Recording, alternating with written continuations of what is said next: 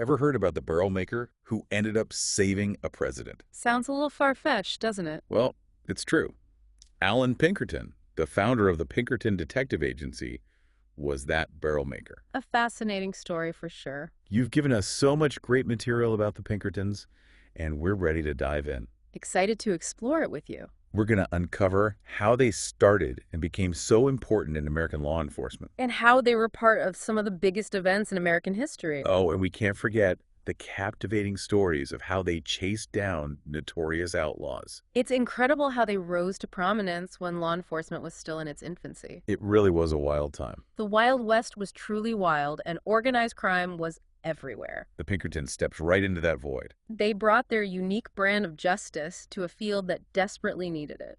So let's start with Alan Pinkerton himself. A remarkable journey. He was born in a rough part of Glasgow, the Gorbals.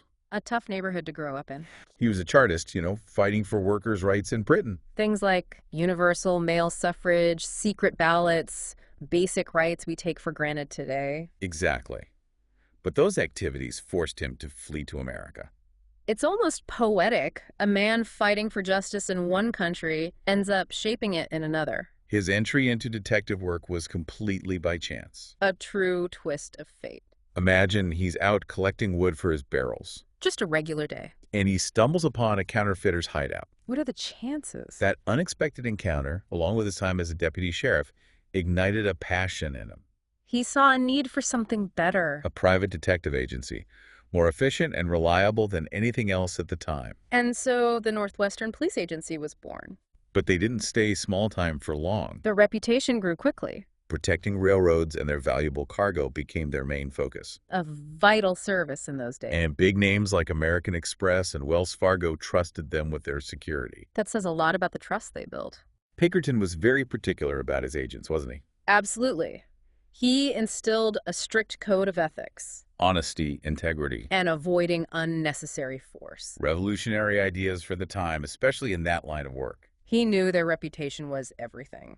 And speaking of breaking the mold, let's talk about Kate Warren.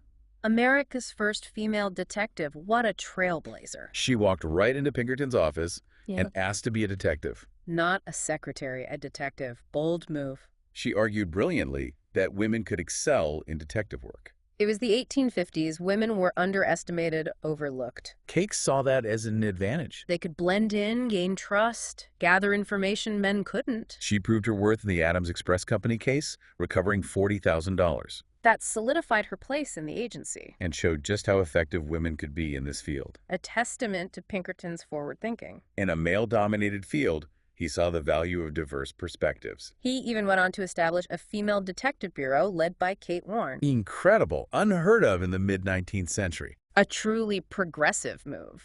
But we can't forget, they were operating during a very turbulent time. The Fugitive Slave Act was the law. Yet, Alan Pinkerton and his wife were staunch abolitionists. It put them in a difficult position. Their beliefs clashed with the law of the land. They turned their home into a stop on the Underground Railroad, risking everything. Sheltering escaping slaves, truly putting their beliefs into action, And they even aided John Brown, the radical abolitionist. helping him get funds and transportation to get slaves to Canada. They were putting their lives on the line. That moral compass leads us to one of their most gripping stories, protecting President Lincoln. A pivotal moment in history. The nation was incredibly divided, and Lincoln's election only fueled the tension. The threat of violence was very real. Pinkerton got wind of an assassination plot in Baltimore, The stakes couldn't have been higher. and Kate Warren's ingenuity came into play again. They had to think fast. They devised a daring plan to sneak Lincoln through Baltimore in disguise. A real cloak and dagger operation. Warren posed as his sister. The sources paint such a vivid picture. It's like something out of a spy movie. The risk, the planning, the pressure to keep Lincoln safe. They really understood how to use deception to their advantage. They played on assumptions, used disguises, outsmarted those who wanted to harm Lincoln. It showcased their adaptability and ability to think outside the box, And it worked. Lincoln reached his inauguration safely. averting a potential crisis. The Pinkertons solidified their reputation as the nation's top detective agency. It's almost like they were destined for bigger things. And as the Civil War broke out, Pinkerton and his agents became deeply involved in espionage, A whole new level of risk and intrigue. working directly for the Union Army, undercover missions, dangerous infiltrations. Remember, this was before the CIA, before the FBI as we know it. They were essentially paving the way for modern intelligence gathering. And the rules were constantly changing. One figure who really stands out from this era is Rose O'Neill Greenhow, The Confederate spy. A fascinating character. a socialite using her charm and connections to gather intel for the Confederacy. Right under the noses of Union officials. It's like a scene straight out of a spy novel. The descriptions of Pinkerton's raid on her home are incredible. It was a tense standoff, filled with suspicion. They found incriminating letters, maps, even evidence she was trying to destroy documents. Talk about a close call. The Pinkertons were masters of evidence gathering. Meticulous, thorough, relentless in their pursuit of the truth. But this period of success wasn't without its setbacks. The tragic fate of Timothy Webster, for example. A sobering reminder of the dangers involved. He was a trusted Pinkerton agent, captured and executed while undercover. It really highlights the price they were willing to pay. And the cost wasn't just human. Some of the intelligence Webster gathered turned out to be flawed. It impacted battlefield decisions, even contributed to tension between McClellan and Lincoln. A reminder that intelligence gathering is a complex and often messy business. Information can be incomplete, unreliable, misinterpreted. They were operating in a world of shadows. The lines between truth and deception easily blurred. Even the most skilled agents could be misled. And those mistakes could have huge consequences. But the loss of Webster, followed by Kate Warren's death from tuberculosis in 1868, It hit Pinkerton hard. he saw his agents as more than just employees. They were comrades, united by a common purpose. And then, fate dealt another blow. The Great Chicago Fire of 1871. Imagine their office, all those meticulously kept case files, reduced to ashes. Years of work, gone in an instant. But Pinkerton's response was amazing Instead of giving up, he offered help to the city. and vowed to rebuild. A true testament to his resilience and dedication to Chicago. But this resilience would be tested again as they entered a new era, The Wild West, with all its challenges and notorious outlaws, like the Reno Brothers gang. infamous for their train robberies. Let's pause here for a moment and let our listeners reflect. We've covered a lot: Pinkerton's early days, their actions during the Civil War. What stands out to you? What thoughts or questions come to mind as we get ready to head into the Wild West? The Reno gang, they were notorious. America's first organized train robbers. Holding the Midwest hostage in a grip of fear, really. They targeted everything: banks, trains, post offices, No one was safe from them. and they were ruthless. I read about how they threw an Adams Express manager right off a moving train. A whole new level of criminal, that's for sure. Thankfully, the Pinkertons were ready for the challenge. It was a different world out west, though. This pursuit really shows how crime and law enforcement were changing. Vast distances, limited communication. The West was a whole different ballgame. Their tactics back east wouldn't have worked on the frontier. What did they have to do differently? They had to adapt. They couldn't rely solely on traditional detective work. They needed to be more resourceful. Exactly. They started infiltrating gangs, gathering intel from the inside. Slowly building cases, dismantling their operations bit by bit, It was dangerous work. requiring courage, cunning, and a deep understanding of the West.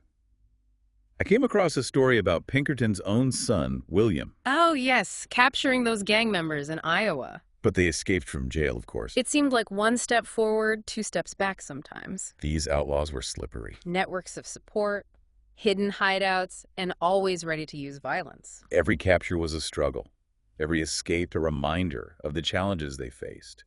We even read about Alan Pinkerton himself chasing Frank Reno all the way to Canada. A personal stake in the game. There was even an attempt on his life during that pursuit. It really shows the personal risks they were taking. Constantly in danger. Not just from the outlaws themselves, but corrupt officials, hostile locals. Even rival detective agencies. It was a treacherous world out there. Trust was a luxury they couldn't always afford. They had to be as tough and resourceful as the criminals they were hunting. And then there's the name that echoes through Wild West legend, Jesse James. Now, there was a formidable opponent. The sources say Pinkerton considered James the most elusive adversary he ever faced. Jesse James was a mystery wrapped in an enigma. A complex figure, to say the least. Some saw him as a folk hero, a Robin Hood fighting the corrupt and powerful. Others saw him as a cold-blooded killer. That ambiguity, coupled with his cleverness, made him almost impossible to catch. The Pinkertons spent years on his trail. Using every tool at their disposal, Undercover agents, informants. even early forms of forensic investigation. What did those early forensic techniques look like? They were analyzing footprints, comparing handwriting, and doing ballistics. Matching bullets to guns?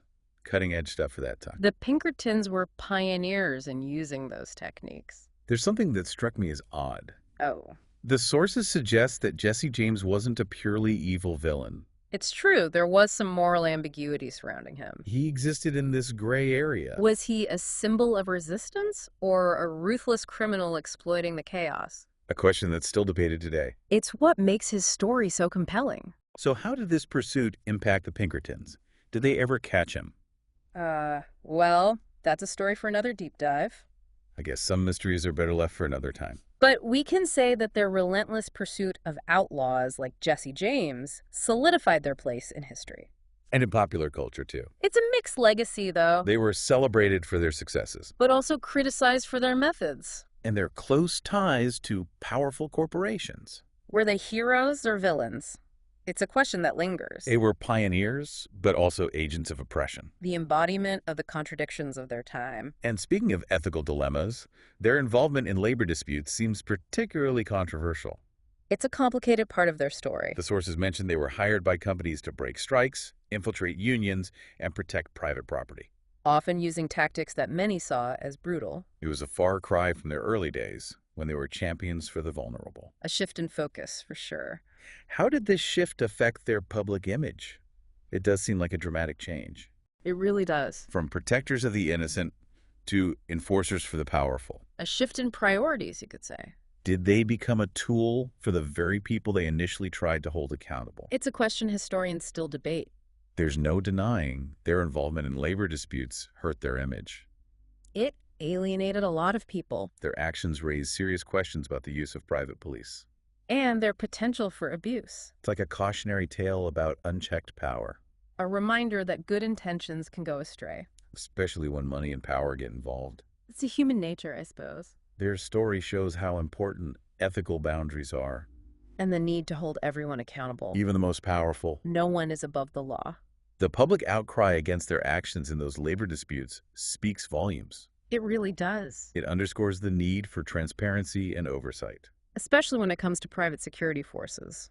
It's interesting how their path mirrors the changing times. Reflecting the shifts in society. As America industrialized and cities grew, Crime evolved. and the Pinkertons, for good or bad, adapted. They were innovators in many ways. Pioneering techniques like undercover work, forensics. Even the use of mugshots for identification. Their methods, though controversial at times, shaped modern law enforcement. They laid the groundwork. So they left a lasting impact on how we fight crime today. Without a doubt. They helped make detective work more professional They established a national network of agents. and played a significant role in developing agencies like the Secret Service and the FBI. Their influence is undeniable. It's a complicated legacy, to say the least. A mixture of light and shadow. Pioneers, but also agents of oppression. They represent the contradictions of their era. A time of great change and upheaval. Their story still fascinates and challenges us today. It forces us to confront uncomfortable truths. And grapple with ethical dilemmas. It's a reminder that the past is never truly gone It shapes our present. and influences our understanding of the world. The Pinkertons were heroes and villains. Innovators and enforcers, Their story shows how complex justice can be. and how power can be used for good or evil. It's a reflection of the evolving role of law enforcement. In a society that's constantly changing, It's been a journey exploring their world. we've seen their successes, their failures, and their transformations. The Pinkertons were a force to be reckoned with. What are your takeaways from this deep dive, listeners? What resonated with you the most? Their ingenuity, their courage, Their willingness to challenge conventions? or perhaps the moral dilemmas they faced. Their story reminds us that history is rarely black and white. And even those trying to do good can find themselves on the wrong side of the line. Well said. The Pinkerton story is a mix of intrigue, adventure, and moral ambiguity. It encourages us to look critically at the past To question those in power. and to recognize the complexities of progress. And just like a good mystery, there are always more layers to peel back. More stories to tell. That's the beauty of history. There's always something new to discover. Something to make us think, to challenge our perspectives. It keeps us engaged, keeps us learning. And on that note, we've reached the end of our deep dive into the Pinkerton Detective Agency. It's been a fascinating exploration. But like any good detective story, we're left with questions. And a thirst for more. Who knows what other secrets are hidden in those Pinkerton archives? Waiting to be unearthed. A thought to ponder, Us. indeed. Until next time, keep exploring. Keep questioning. And keep diving deep. Thank you for joining us on this journey through history. And don't forget to subscribe to The Deep Dive for more fascinating explorations into the past.